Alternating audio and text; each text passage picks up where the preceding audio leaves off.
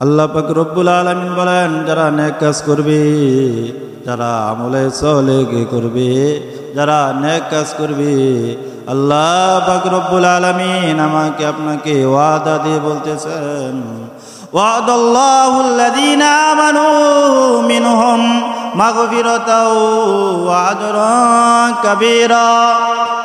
আল্লাহ পাক রব্বুল আলামিন বলেন, যারা আমলে সালেহ করবে, নেক কাজ করবে, সৎ কাজ করবে, আল্লাহ পাক রব্বুল আলামিন ওয়াদা দিয়ে বলতেছেন, আমি আল্লাহ পাক রব্বুল আলামিন তাদেরকে দুইটা পুরস্কার দিয়ে ধন্য করব। তার মধ্যে একটা পুরস্কার হলো,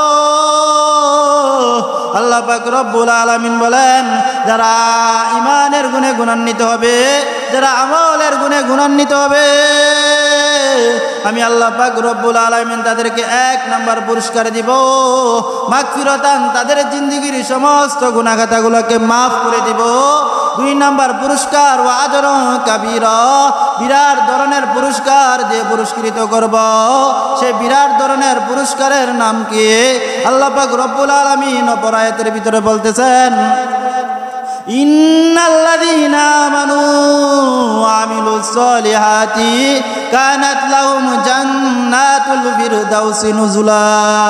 আল্লাহ পাক রব্বুল আলামিন বলেন, রে বান্দা, তোমরা যদি ঈমান আনো, আমলে সালেহ করো, নেক কাজ করো, তুমি আল্লাহ পাক রব্বুল আলামিন তোমাদেরকে 2 নাম্বার পুরস্কার দিব, 10টা দুনিয়ার সমান একটা জান্নাত দিব। বলেন না সুবহানাল্লাহ।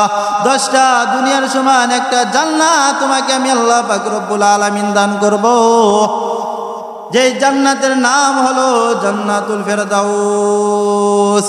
সুবহানাল্লাহ। একজন মুমিন যখন জান্নাতের ভিতরে প্রবেশ করবে, তখন তার আর কষ্ট ক্লান্তি ক্রাশ করতে পারবে না। সে জান্নাতের ভিতরে সুখ শান্তিতে আরাম এসে বসবাস করবে। আল্লাহ পাক রব্বুল আলামিন বলবেন, রে বান্দা, দুনিয়ার জমিনে তুমি অনেক কষ্ট করেছ, আজকে দুনিয়ার কষ্টের বিনিময়ে আজকে তুমি এখানে জান্নাতে আমি যে সমস্ত নাজ নিয়ামতগুলো দিব, এগুলো তুমি আরাম এসে ভোগ করতে থাকো। বলেন না সুবহানাল্লাহ। জান্নাতের ভিতরে আল্লাহ পাক রব্বুল আলামিন অনেকগুলো নিয়ামত দিবে। তার মধ্যে 1 নাম্বার নিয়ামত, আল্লাহ পাক রব্বুল আলামিন জান্নাতের ভিতরে এক একজন নারী, একজন পুরুষকে 70টা করে বউ দিবে। এই বউগুলা দুনিয়ার বউর মতো নয়, দুনিয়ার বউর মতো নয়। দুনিয়ার বউ 1 ঘন্টা ভালো থাকলে 24 ঘন্টায় ঝগড়ার ভিতরে থাকে।